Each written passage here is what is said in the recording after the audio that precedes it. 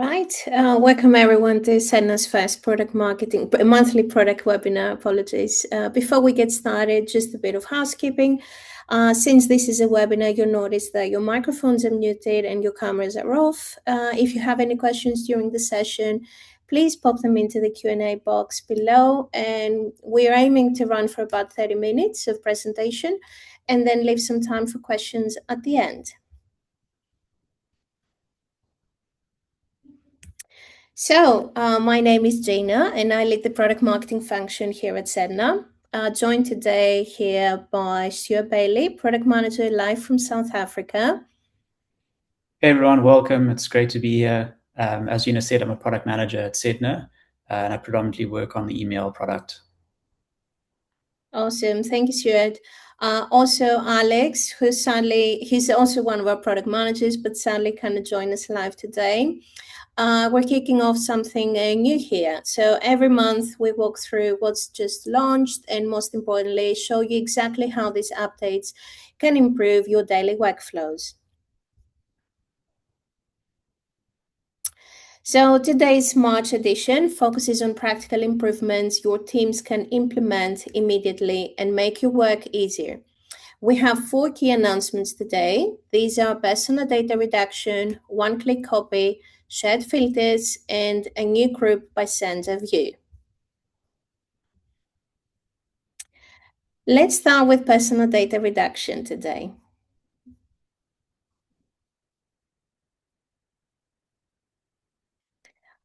Privacy risk is growing inside operational email every day. And here's a reality check. A single voyage generates around 1,625 pages of sensitive crude data. That includes passports, medical records, immigration forms, and so on. Now multiply that across your entire fleet and all your counterparties, and the exposure risk compounds quickly. Just last month, one of our customers realized they had passport scans and medical certificates sitting in forwarded email threads from crew changes that happened 6 months ago. The documents were still there, accessible to anyone in the shared inbox, long after the crew had rotated off the vessels. And this is exactly the kind of exposure that triggers GDPR penalties. GDPR fines alone can reach 20 million euros or 4% of global turnover, and enforcement is increasing. Now, the good news is that personal data reduction puts you in control, and those sensitive documents automatically redact after their chosen time frame without changing a thing about the way your teams work.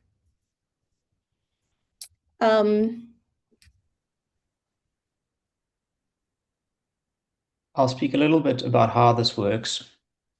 To start off, as Gina mentioned, the personal data reduction module is an add-on to Sedna email that automatically helps you protect sensitive data without disrupting any of the workflows. How this works is that messages are automatically scanned when sent or received for personal data according to over 30 personal data types or detectors. This also includes the message body as well as attachments, and the module supports over 400 file types. If personal data is detected, it gets scheduled for redaction. The redaction is based on a time interval and will happen all automatically in the background. There's no additional impact to the workflow or actions needed. For all users, a scanned card displays on the messages when an email is being scanned, if personal data is detected and the scheduled redaction date, and then following the redaction, there's a scan card to show that the data has been redacted and the date on which it was removed. All users have the ability to flag messages to contain personal data. So this is if a scan was did not find any personal data, but you believe there's something sensitive, you can manually flag the message, which will automatically then schedule it for redaction.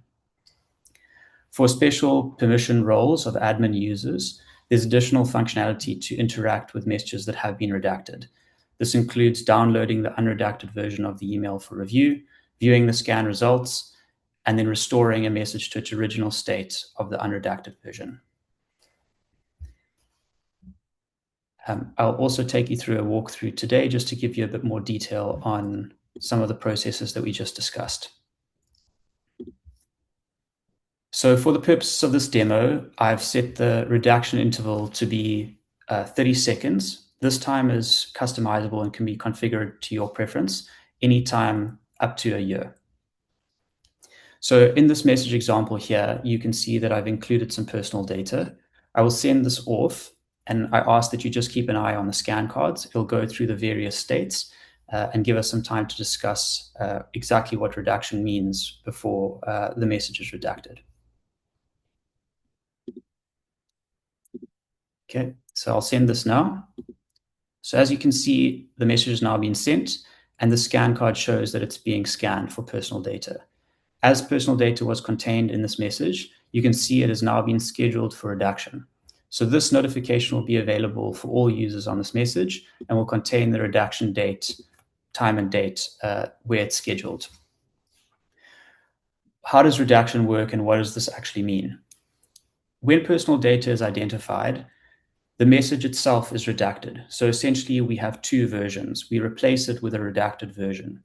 If any personal data was identified in the message body, those will be redacted inline, and any attachments on the message will be removed or hidden. As you can see, the redaction has now taken place, the attachment was removed, and all the inline personal data that was identified has now been redacted. Any interaction with this email now that has been redacted will be with the redacted version. If a user were to download this email file, it would be the redacted version. And if you interact with it with forwarding or replies, the information will not accidentally be shared. This will remain the redacted version on future responses. To talk a little bit about the details that I mentioned that an admin user will have, this is a permission set within the user settings in email that allows them to have additional functionality to interact with messages that have been scanned and those that have been redacted. So the first off, which is pretty useful, is viewing the scan results. So what this will allow is for the user to see why a message was identified containing personal data. This is particularly useful when there's a number of attachments or very large attachments that may contain data that instead of manually reviewing each page, the scan results will show you what shows up. During the process, they are categorized. So in this scenario, you can see that the category was national and the type was passport. It then also provides some additional information on the context of where this was found and the personal data itself. So this is very useful in quickly reviewing the information to see if there is personal data and how sensitive it is, and determine if you need to unredact this message for any legitimate use cases. This will show all the types that are found. So as you can see, the social security numbers, as well as scanning images and attachments. So returning back to the message body, the scan card, as it was redacted, will continue to show this redaction date so that it's easy to refer back to in the future.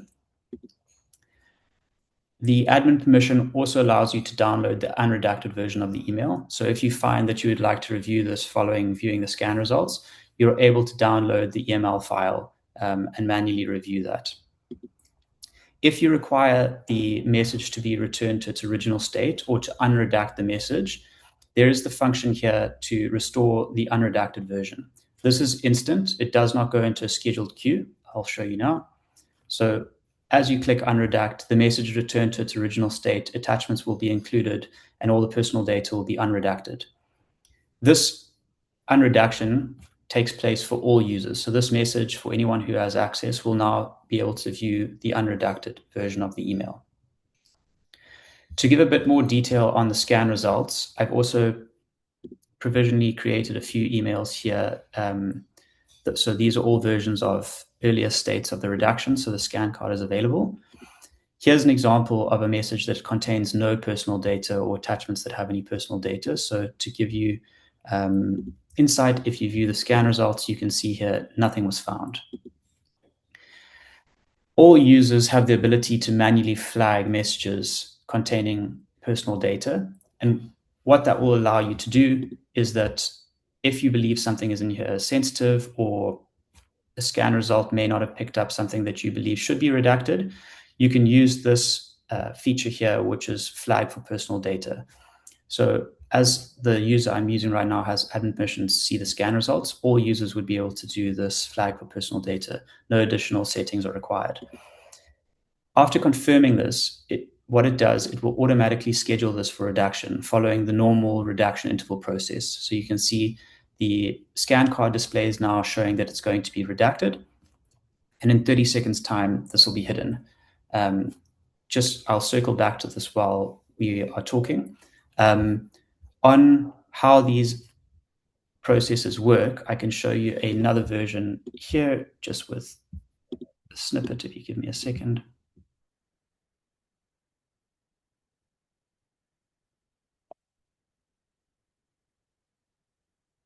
So this is another example of it being sent, which we'll send this out. So all messages sent or received into a mailbox that has this active will trigger the scan and the redaction process.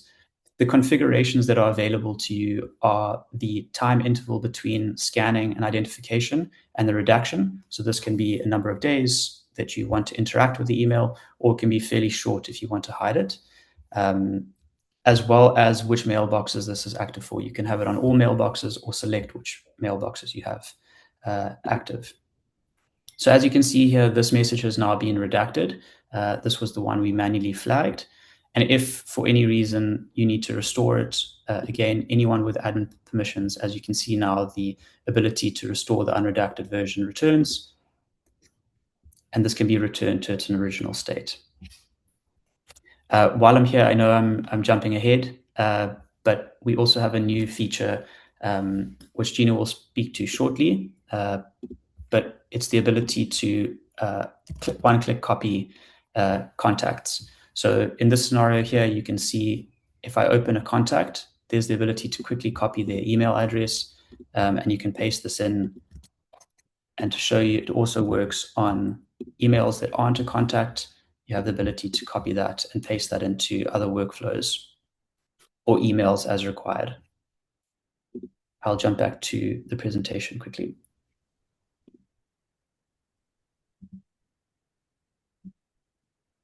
Thank you, Stuart. So personal data redaction is available now as a paid add-on for customers who need systematic privacy controls in their operational email. To learn more about how this works and how to implement it, please speak with the customer operations team at success@sedna.com. Now let's talk about a small friction point that adds up to a massive time drain. And now picture this. It's 3 p.m., you're in back-to-back conversations and you need to loop in a contact. You navigate to the card carefully, select their email, copy it, switch tabs, and paste it. It sounds simple, but our research shows that customers are doing this an average of 23 times per day. Those 47 precious seconds of friction each time add up to nearly 20 minutes lost, and that's almost 20 minutes lost to a momentum break. One-click copy that Stuart has just showcased eliminates this tax by removing the friction between thought and action. A copy icon now appears right next to the two email addresses on contact cards. One click, you get a confirmation, and you move on. Your momentum stays intact, and your focus stays on the relationship, not the interface. The feature is available to our customers as it rolls out. And next up is how to stop your team from accidentally working with different versions on the same filter. Now, let's tackle what we call the filter drift dilemma. Here's what we discovered. 67% of teams are rebuilding the same core pulse filters over and over again. But the real problem is that those same filters aren't actually the same.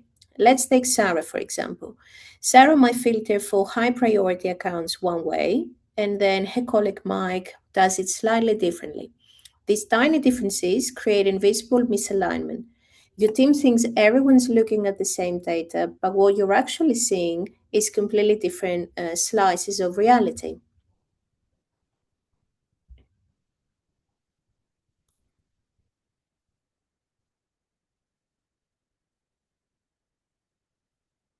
We have a recording from Alex. Let's see. Hi, Yes, I'm it works. Alex.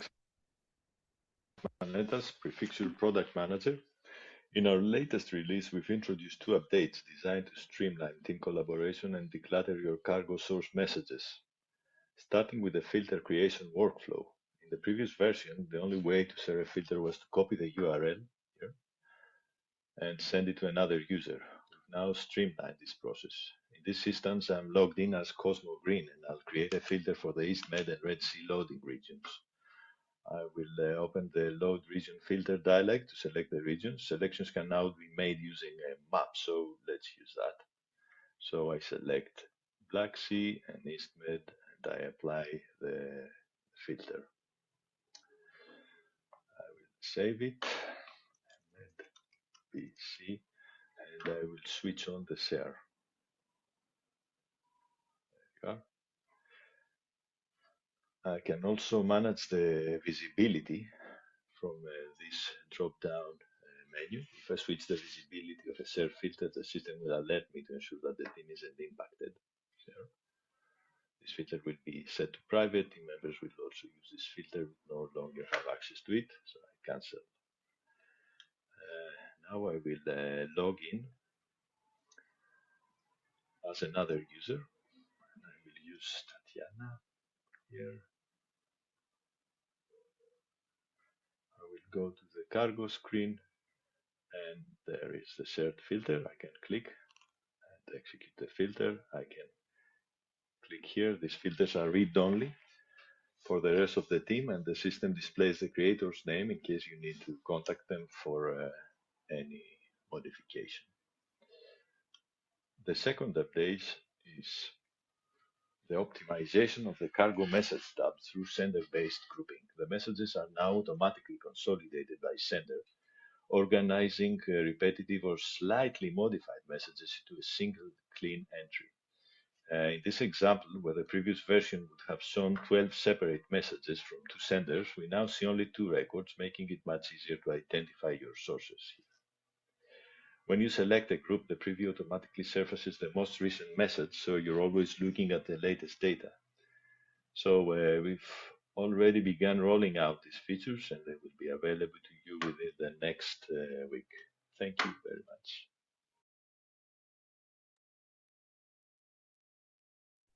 Great. So in our final product update is the new group by sender view for cargo emails.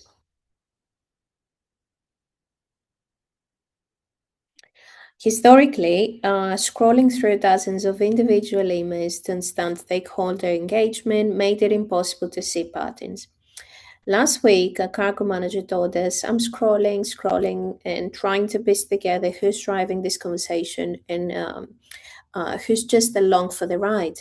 By the time she figured it out, she had lost her train of thought.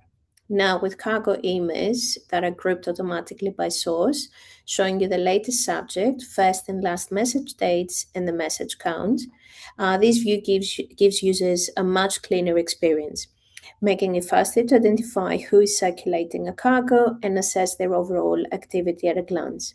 You can literally see who is circulating a cargo with a quick look. This too is available to our customers as it rolls out. And we have a recording from Alex.